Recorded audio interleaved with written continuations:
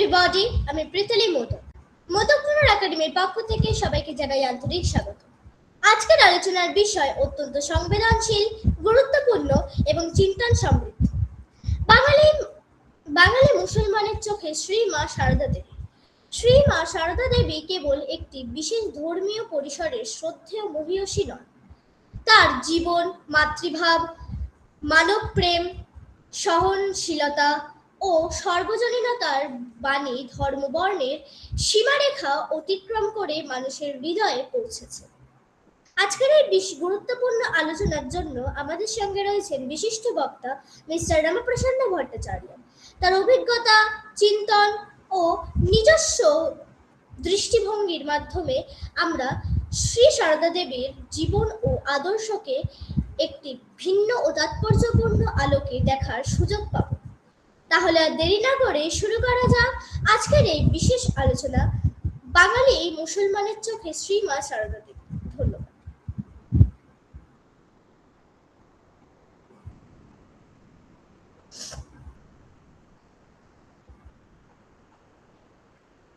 নমস্কার, আমার কথা শোনা যাচ্ছে? হ্যাঁ স্যার। আচ্ছা, নমস্কার। মোদক ট্রেনার একাডেমির সবাইকে আমি কৃতজ্ঞতা জানাচ্ছি আমাকে এই সুযোগটা করে দেওয়ার জন্য। আপনাদের হয়তো মনে থাকতে পারে কয়েক মাস আগে আমি একটা মা সারদাকে নিয়ে একটা আলোচনা করেছিলাম যে মা সারদা কেন বিশ্বমাতা। তো সেখানে সমগ্র বিশ্বের প্রেক্ষিতে আলোচনাটি ছিল। এবার একটু স্পেসিফিক ভাবে বাঙালি মুসলমানরা কোন চোখে মাকে দেখেন সেটাই একটু বোঝবার চেষ্টা করব আজকের এই আলোচনায়। বাংলা ভাষায় যারা কথা বলেন তাদের মধ্যে গরিষ্ঠ অংশই হচ্ছেন মুসলমান। তারা রয়েছেন বাংলাদেশে, ভারতে এবং পৃথিবীর নানা প্রান্তে। জগজ্জননী শ্রীমা সারদা দেবী তো এবার বাঙালি শরীর পরিগ্রহ করেছিলেন, তাই জানবার ইচ্ছা হয় বাঙালি মুসলমানরা কোন চোখে তাকে দেখেন। শ্রী মা সম্বন্ধে শ্রীরামকৃষ্ণ বলেছিলেন যে তিনি সরস্বতী জ্ঞানদায়িনী। এবার রূপ ঢেকে এসেছেন পাছে কুদৃষ্টিতে দেখে সাধারণ মানুষের অকল্যাণ হয়। মা সারদা তার শারীরিক রূপ ঢাকতে পারলেও তার অপূর্ব মাতৃত্বের যে রূপ সেটা কখনোই ঢাকতে পারেননি। সেটা আমরা বিভিন্ন সূত্র থেকে আমরা সেটা জানতে পারি। আমি শুরু করব একটি ঘটনার উল্লেখ করে, যেটা স্বামী পূর্ণাত্মানন্দজি তার চিরন্তনী সারদা গ্রন্থে লিখেছিলেন। সেটা হচ্ছে 1972 সালের ঘটনা। কিছুদিন আগে মুক্তক্ষয়ী এক তীব্র সংগ্রামের মধ্য দিয়ে নতুন রাষ্ট্রের জন্ম হয়েছে বাংলাদেশ, কিন্তু তখনও নানা রকমের সমস্যা সেখানে রয়েছে।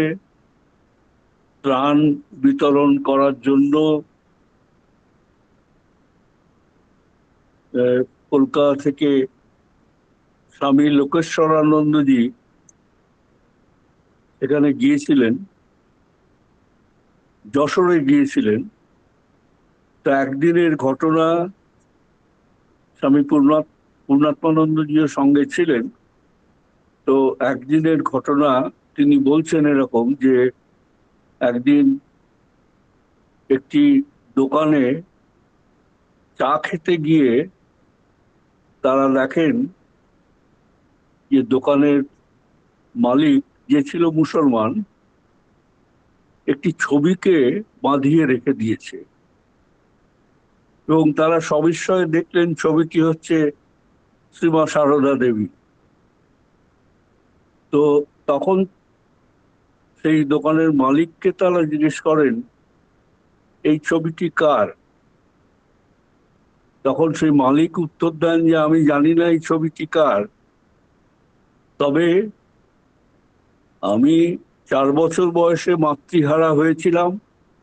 আমার মায়ের কোনো স্মৃতি কিংবা ছবি আমার মনে নেই। একটি ক্যালেন্ডারে আমি হঠাৎ এই ছবিটি দেখে হঠাৎ মনে হলো এই তো আমার মা। তো সেই জন্য এই ছবিটি আমি বাঁধিয়ে রেখেছি এবং তারপর থেকেই তিনি কল্পনায় গড়ে নিজের মাকে খুঁজে পেয়েছেন ওই ছবির মাধ্যমে, অর্থাৎ শ্রীমা সারদা দেবীর ছবির মাধ্যমে। তো একটি ছবির মধ্য দিয়ে কিভাবে মায়ের এই মাতৃত্বের রূপ ফুটে ওঠে, ঘটনাটি তারই পরিচায়ক এবং স্বভাবতই যার কাছে সেই রূপটি ফুটে উঠেছিল সে একজন সাধারণ মুসলমান চায়ের দোকানের মালিক।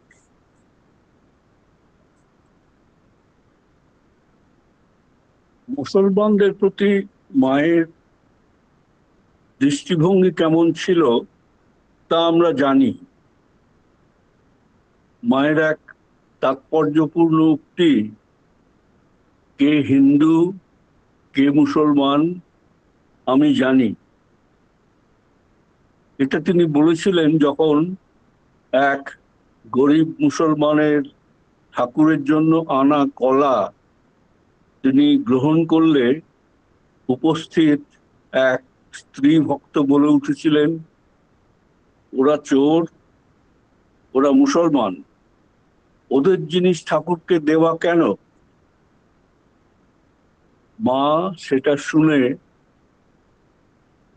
গম্ভীর স্বরে ওই কথাটি বলছিলেন যে কে হিন্দু কে মুসলমান এসব আমি জানি, কেননা মায়ের দৃষ্টিতে সবাই সমান এবং সেই দৃষ্টিতেই তিনি সবাইকে দেখতেন। আমরা তো আমজাদের কথা জানি, সেই ডাকাত আমজাদ, যাকে সীমা খুব স্নেহ করতেন এবং সীমা বলেছিলেন যে আমার শরৎ যেমন ছেলে, এই আমজাদও তেমনি ছেলে। অর্থাৎ শরৎ মানে স্বামী শারদানন্দ শ্রীরামকৃষ্ণের সাক্ষাৎ পার্ষদ এবং বহু মানিত এক সন্ন্যাসী, তার সঙ্গে মা এই ডাকাত আমজাদকে এক আসনে বসিয়ে দিয়েছিলেন। কোনো ভেদাভেদের চোখে তিনি এসব দেখেননি।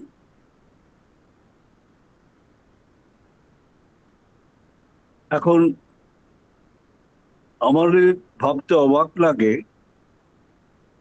যে সন্তান হিসেবে মায়ের কাছে মায়ের মা মানে এরা তো ঠিক আছে, কিন্তু মায়ের কোন টানে এই এই সন্তানেরা, অর্থাৎ মুসলমান আমজাদের মতো এরা মায়ের কাছে আসতো। আমজাদ তো বহুবার এসছে মায়ের কাছে, কখনো জেল থেকে বেরিয়ে একবার জেল থেকে বেরিয়ে সে দেখে তার বাড়িতে লাউ গাছে অনেক লাউ হয়েছে, তক্ষুনি সে সেই লাউগুলো নিয়ে মায়ের কাছে উপস্থিত হয়। মানে সবসময় মায়ের স্নেহ তার উপর বর্ষিত হতো। এই জয়রামবাটির কাছেই শিরোমণিপুর যে গ্রাম, সেখানে আমাদের বাড়ি, এবং সেখানে আরো অনেক মুসলমান থাকতেন। একজন মুসলমান, তার নাম রোশন আলী। এই রোশন আলীর কাছ থেকে আমরা তার স্মৃতিকথার মাধ্যমে জানতে পারি যে তিনি বলেছেন, যখন সেখানকার মধ্য ও উচ্চবিত্তরা মুসলমানদের দুঃখ দুর্দশায় উদাসীন, তখন কেবল মাই পরম মমতায় তাদের দুঃখে সমব্যথী হতেন। জাতের নামে বজ্জাতির যুগে গ্রামের এই দরিদ্র মুসলমানরা শ্রী শ্রী মাকে তাদের গর্ভধারিণী রূপেই যেন দেখতে পেতেন এবং বিপদে তার শরণাপন্ন হতেন।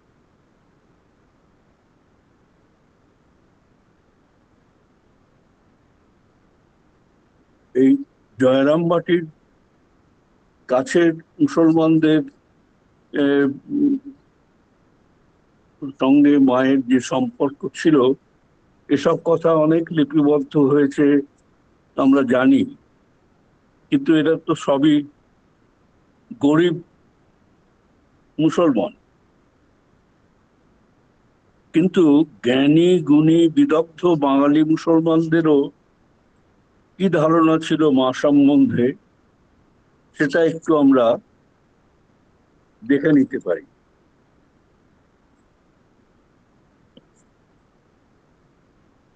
এই জ্ঞানী গুণী মানুষদের মধ্যে অনেকে ছিলেন, অনেক মুসলমানরা ছিলেন। আমি কয়েকজনের কথা একটুখানি উল্লেখ করতে চাই। যেমন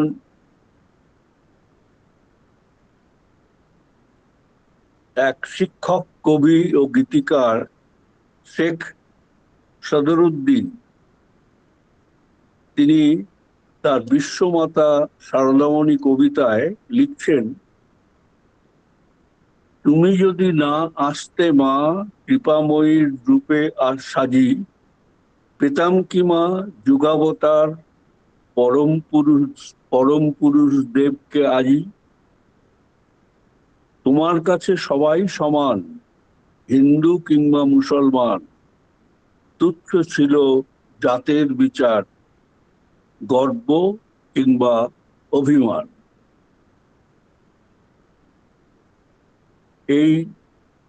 এটা কি মাকে সঠিক অনুধাবনের এক শ্রদ্ধাশীল দৃষ্টান্ত নয়? আমরা এরপরে আরেকজন অধ্যাপক রেজাউল করিমের কাছে শ্রী শ্রী মা কিভাবে প্রতিভাত হয়েছিলেন সেটা একটু দেখবার চেষ্টা করব। তিনি বলেছিলেন, নারী সমাজের আদর্শ হচ্ছেন শ্রী শ্রী মা।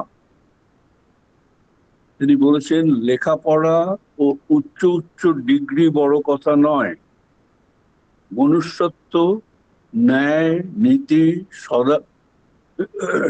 সদাচরণ, বিনয়, নম্রতা, সেবা ও পরিচর্যার আদর্শ যেখানে নেই, সেখানে কেবল বিশ্ববিদ্যালয়ের ডিগ্রি কোনো মানুষকেই শ্রেষ্ঠত্ব দিতে পারে না। জননী সারদামণি ছিলেন মহৎ আদর্শের মূর্ত প্রতীক। তাই তিনি এ যুগের নারী সমাজের মধ্যে পূর্ণ মহিমায় প্রতিষ্ঠিতা।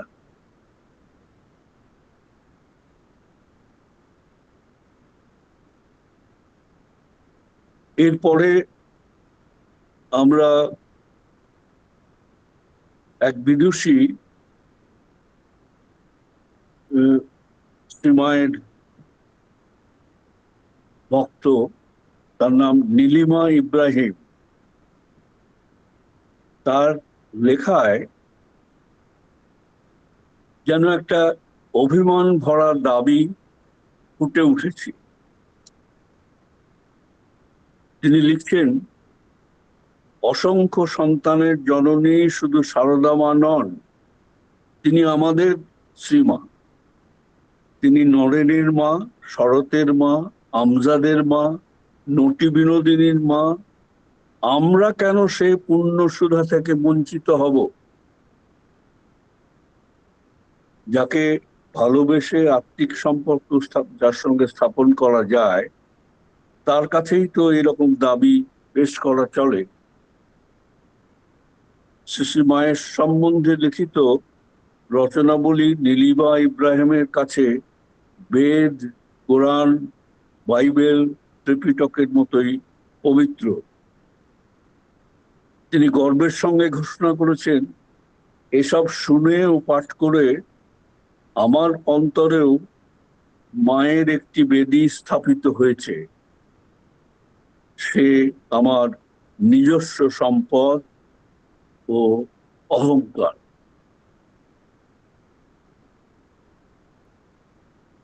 এরপর আরেকজন বিশিষ্ট লেখকের চিন্তন আমরা একটুখানি দেখবার চেষ্টা করব। তিনি,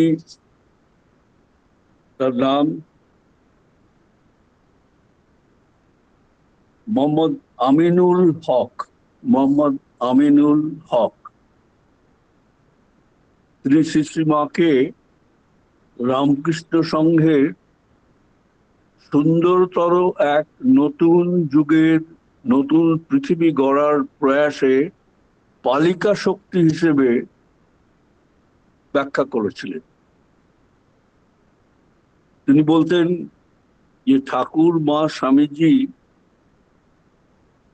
এক চিরন্তন সঙ্গীতের তিনটি মূর্ছনা, এই উপলব্ধিতেই তিনি লিখেছিলেন যে শ্রীরামকৃষ্ণ যদি শুদ্ধ রাগ হন, তাহলে বিবেকানন্দ তার স্বরলিপি এবং সারদা দেবী তার গীতিময় পরিবেশন।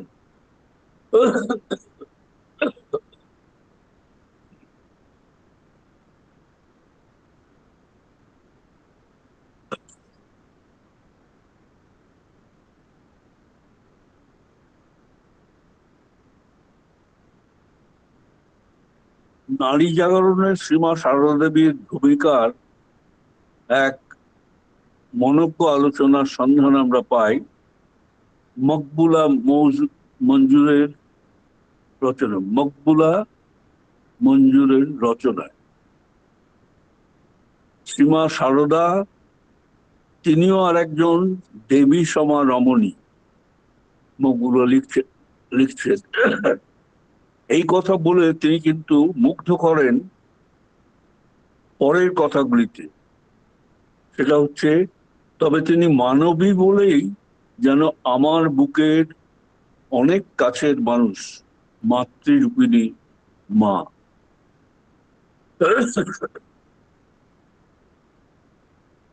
আজকে পৃথিবীর নানা প্রান্তে হানাহানি চলছে, এগুলো তো সব আমরা জানি। সেই কবে নজরুল লিখে গিয়েছিলেন, উদার আকাশ বাতাস কাহারা করিয়া তুলিছে ভীতির সাহারা, তোমার অসীম ঘিরিয়া পাহারা দিতেছে কার কামান। তো এগুলো মানে নজরুল যেমন ব্যক্ত করেছিলেন সেই অস্থিরতার কথা সেই সময়, রবীন্দ্রনাথও তার কবিতা লিখেছেন, আমি যে দেখেছি প্রতিকারহীন শক্তের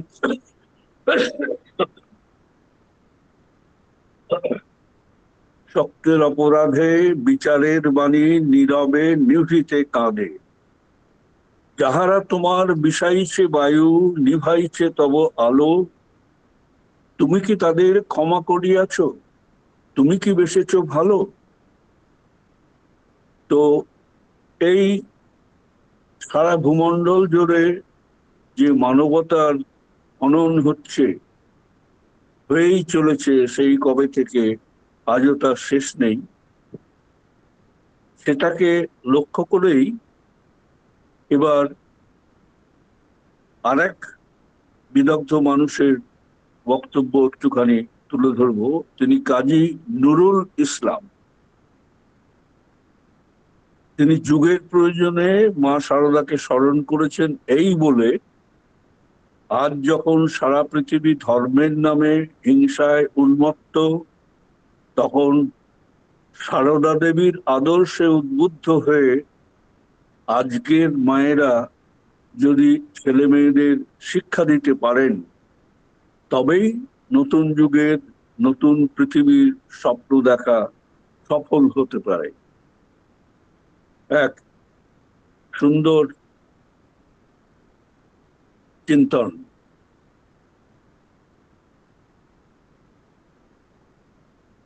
মাকে উপলব্ধির আরেক ঝলক অন্য এক ভাবনায় বিধৃত করেছেন রওশন আরা ফিরোজ। এই প্রখ্যাত লেখিকা, দুঃখিত, একটু কাশি হয়েছে, সেই কারণে মুশকিল হচ্ছে।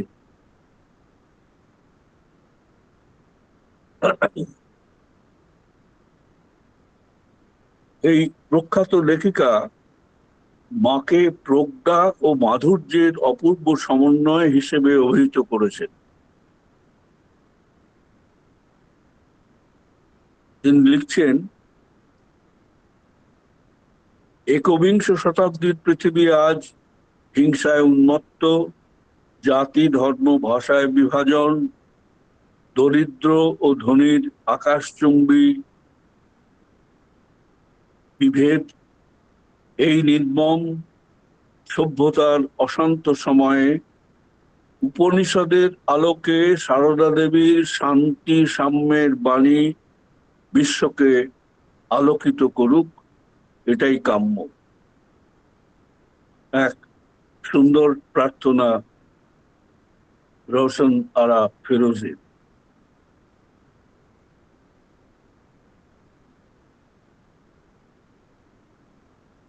এরপর আরেকজন লেখিকা, কবি বেগম সুফিয়া কামাল, তার কথা একটু উল্লেখ করব। তিনি তার কবিতা লিখেছেন,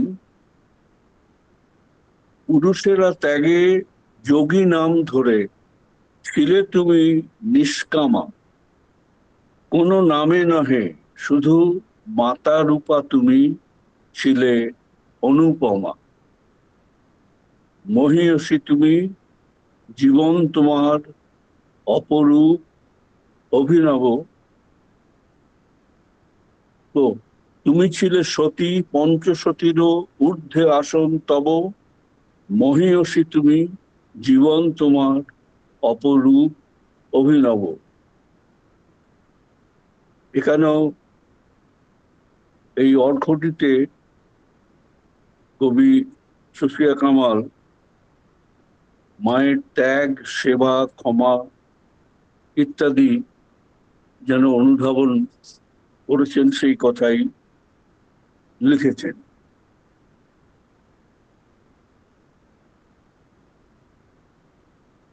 বহু এইরকম বহু জ্ঞানীগুণী মানুষ যারা ভারতবর্ষেও আছেন, বাংলাদেশেও রয়েছেন, মুসলমান মানুষ, তারা কিন্তু মা শারদা সম্বন্ধে জেনে যেসব কথা ব্যক্ত করেছেন, সেগুলো সবই আমাদের খুব উৎসাহ দেয় এবং আমরা আশা করি যে তাদের সেই সব কথাগুলো শুনে কিছু অর্থোডক্স ধারণার বশবর্তী যারা, শ্রীরামকৃষ্ণ যাদেরকে বলতেন মতুয়ার বুদ্ধি সম্পন্ন মানুষ, মানে আমরা যেটা ভাবছি সেটাই ঠিক, অন্য কিছু ঠিক নয়, তো এই সব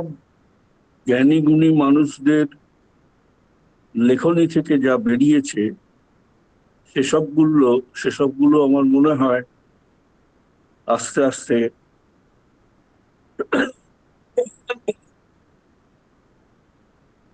মুসলমান সমাজকে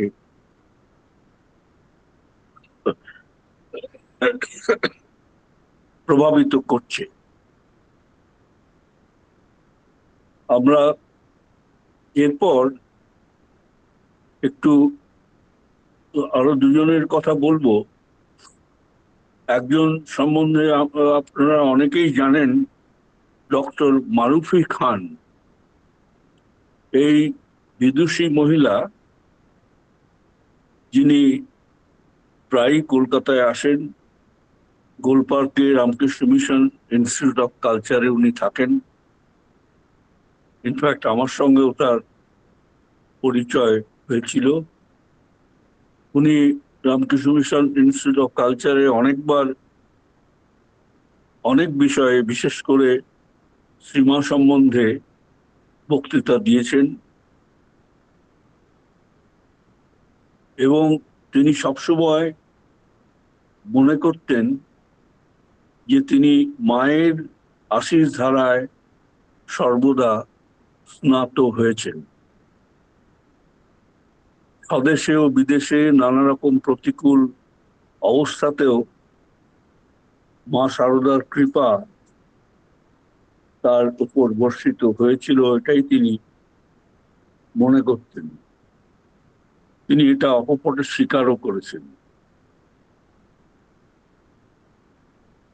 কিন্তু খুব ইন্টারেস্টিং যে এই সুপরিচিতা বিদুষীর গর্ভধারণীর কথাও আমাদের মুগ্ধ করে।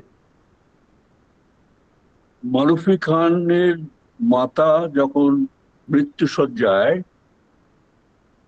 তিনি তখন মারুফি খানকে বলেন, উপদেশ দিয়েছিলেন, তুমি শ্রী শ্রী মাকে ভালোবাসো, তাকেই ধরে থেকো, আমি ছেড়ে গেলেও তিনি তোমায় কখনো ছেড়ে যাবেন না। আমি নশ্বর, তিনি অবিনশ্বর। এই যে মৃত্যু পথযাত্রী এক মা তার সন্তানকে, অর্থাৎ মারুফি খানকে এই কথাটা আশীর্বাদ এর মতো বলেছিলেন, সেটাও খুব লক্ষণীয়। আমরা বলবো যে ধন্য এই মাতা। এরকম যদি সবাই তার সন্তান সন্ততিদের মধ্যে এইরকম চেতনাকে জাগ্রত করতে পারে, ছড়িয়ে দিতে পারে, তাহলেই পৃথিবীটা একটু অন্যরকম, সমাজ একটু অন্যরকম হয়ে যাবে।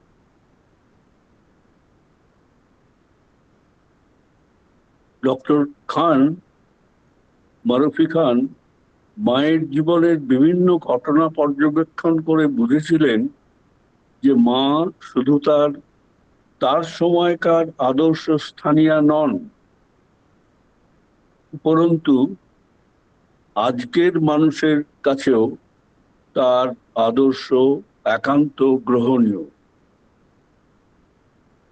এর কারণ শ্রী শ্রী মায়ের রান্না, গৃহকর্ম, সেবা, পারিবারিক সম্পর্ক রক্ষা, কোনো কিছুতেই অনীহা অথবা উদাসীনতা নেই, অথচ এর মধ্যেই ঈশ্বর চিন্তার মহৎ এবং গভীর দর্শনের সন্ধান তিনি করেছেন।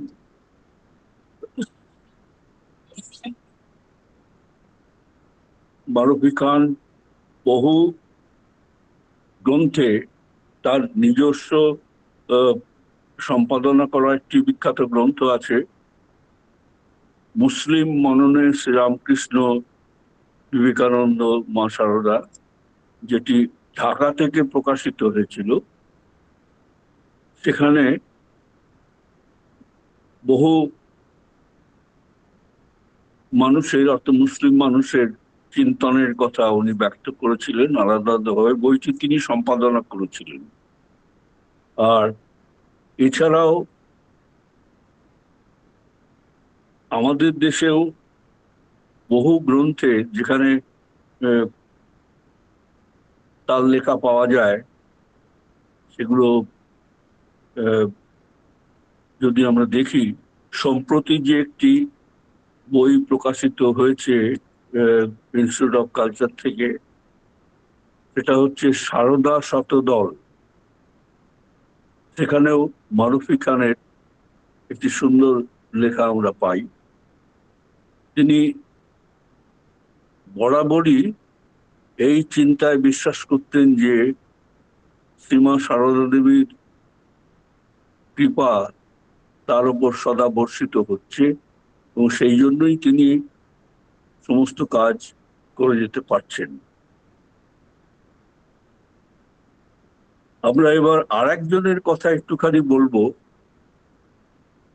যার নাম হচ্ছে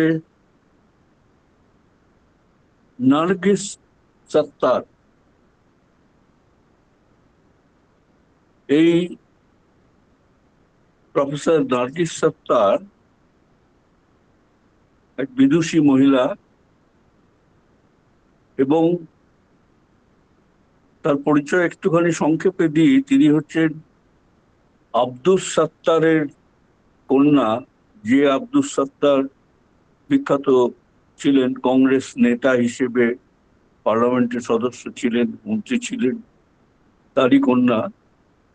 আর নার্গিস সাত্তার এর স্বামী, তিনি কিন্তু বামপন্থী ছিলেন, কিন্তু নার্গিস সাত্তার নিজে সবসময় সেকুলারিজমে বিশ্বাস করতেন, এবং সেইভাবেই তার লেখনীতে তার পরিচয় পাওয়া যায়। তার লেখা বেশ কিছু পত্র পত্রিকাতে আমরা পাই। এছাড়া তার লেখা একটি বই আছে বাংলায়, যেটা মা সারদা অন্য চোখে। এইটি, সেখানেও তিনি নার্গিস সাত্তার মা সারদাকে একটু ভিন্নভাবে উপস্থাপন করেছেন। কিন্তু কয়েক বছর আগে আরেকটি বই তিনি লেখেন, যেটি ইংরেজিতে। এটির নাম হচ্ছে Sarada's splendid kingdom of motherhood. Sarada's splendid kingdom of motherhood. এটি একটি খুব সুন্দর বই, যাতে তিনি মা সারদা সম্বন্ধে খুব লুসিড আকারে, ইংরেজিতে যদিও হলেও, লিখেছেন। বিভিন্ন ঘটনাবলী, তার মা সারদার জীবনটাকে ব্যক্ত করেছেন।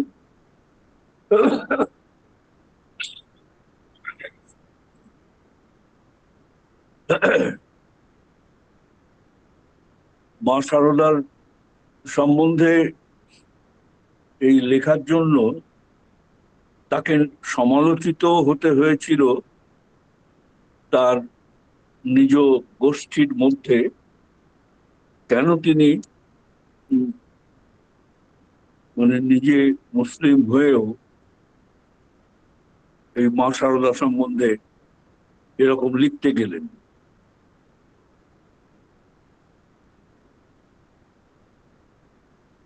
নার্গিস সাত্তার এই বইটিতে যেরকম বিশ্লেষণ করেছেন, তা খুবই আহ, মানে আমাদের চোখে পড়ে। উনি এমনকি রবীন্দ্রনাথ ঠাকুরেরও একটু মৃদু সমালোচনা করেছিলেন। এটা হচ্ছে যে তিনি লিখেছিলেন যে রবীন্দ্রনাথ ঠাকুর শ্রীরামকৃষ্ণ সম্বন্ধে সেই শতবার্ষিকীতে, শ্রীরামকৃষ্ণের শতবার্ষিকীতে যে বিখ্যাত কয়েকটি লাইন লিখেছিলেন,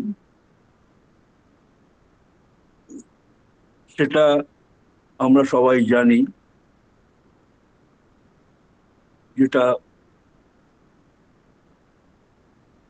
মানে খুব ছোট কবিতা, কিন্তু সেখানে রবীন্দ্রনাথের চিন্তন ধরা পড়ে যায়। সকল সাধকের যে সব সাধনার মূল জিনিসটা শ্রীরামকৃষ্ণের মধ্য দিয়ে এসেছে, সেটাই রবীন্দ্রনাথ সেই কবিতায় ব্যক্ত করেছিলেন।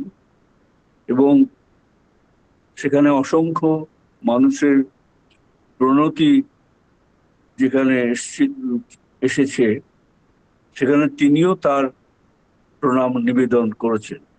তো নার্গিস সত্তার সেই কবিতাটিকে উল্লেখ করে বলেছেন যে রবীন্দ্রনাথ শ্রীরামকৃষ্ণ সম্বন্ধে লিখলেন, কিন্তু মা শারদা সম্বন্ধে একটি লাইনও কেন লিখলেন না। এটাই যেন তার একটা কিছুটা আহ, অভিমান জাত একটা উপলব্ধি।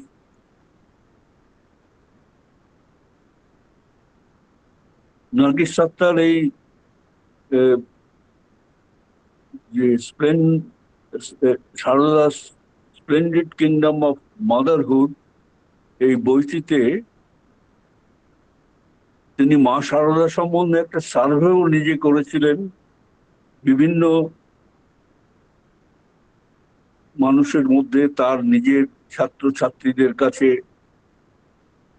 আহ, এবং সাধারণ মানুষ,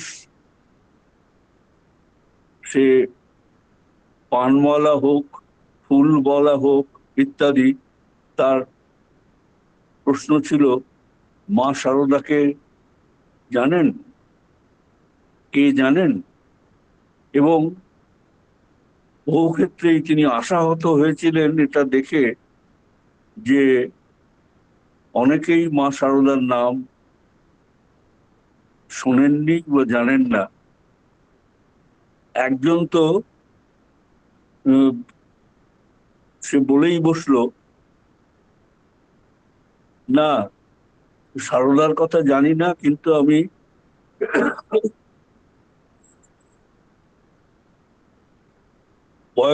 পয়গম্বরের স্ত্রী হাদিয়ার কথা সেটা আমি জানি। আরো অনেকে নানা রকম উত্তর দিয়েছিল, তবে উনি এই সার্ভেতে যেটা দেখেছিলেন যে বেশ কিছু তার অনেক ছাত্রছাত্রীও আবার তাতে উত্তর দিয়ে সারদা মা সম্বন্ধে বেশ তাদের যে জ্ঞান রয়েছে সেটা ব্যক্ত করেছেন। তো এই সবের মধ্য দিয়ে তিনি সারদা মাকে, তার জীবনকে তুলে ধরার চেষ্টা করেছেন ওই বইটির মাধ্যমে। এবং আহ, সেটি আজ থেকে বোধহয় 7-8 বছর আগে পাবলিশড হয়েছিল। আহ, মাত্র 100 পাতার একটি বই, কিন্তু খুবই সুন্দর। এখানে নার্গিস সত্তার একদম শেষে তার শ্রদ্ধাঞ্জলি জানাচ্ছেন। ইংরেজিতে লেখা, আমি সেটাই পড়ছি। Deer mother, I have given my heart to you. Hold it with care.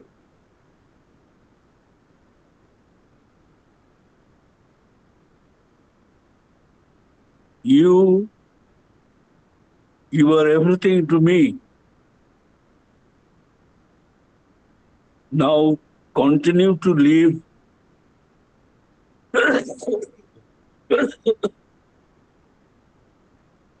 Now continue to live in your splendid kingdom of motherhood, reigning supreme. এটাই ছিল তার মানে বইটির শেষে তার এই শ্রদ্ধাঞ্জলিটি তিনি ব্যক্ত করেছিলেন। তো যাই হোক, আমি কিছু ওপার বাংলা, কিছু এপার বাংলার বাঙালি মুসলমানদের কিছু চিন্তনের কথা ব্যক্ত করার চেষ্টা করলাম, এবং আশা করি মা শারদাকে নিয়ে চিন্তা ভাবনা, বিশেষ করে তার শতবার্ষিকীর পর থেকেই, তিনি তো অবগ সব সবসময়তে নিজেকে ঢেকে রাখতেন, তো তারপর থেকে তার সম্বন্ধে যেসব গ্রন্থগুলি আস্তে আস্তে বেরোয়, স্বামী গম্ভীরানন্দজি, শ্রীমা সারদা দেবী, কিংবা শ্রী শ্রী মায়ের কথা ইত্যাদি আরো অনেক বই, প্রায় বছর দশেক আগে নিমাই সাধন বসুর লেখা বই, এই সবের ভেতর দিয়েই মায়ের জীবনকে এখন আমরা নতুন নতুন রূপে অনুভব করার চেষ্টা করছি, বুঝতে চেষ্টা করছি, শিখতে চেষ্টা করছি। এবং সেটা যদি, আমার ধারণা, এই বাঙালি মুসলমানরা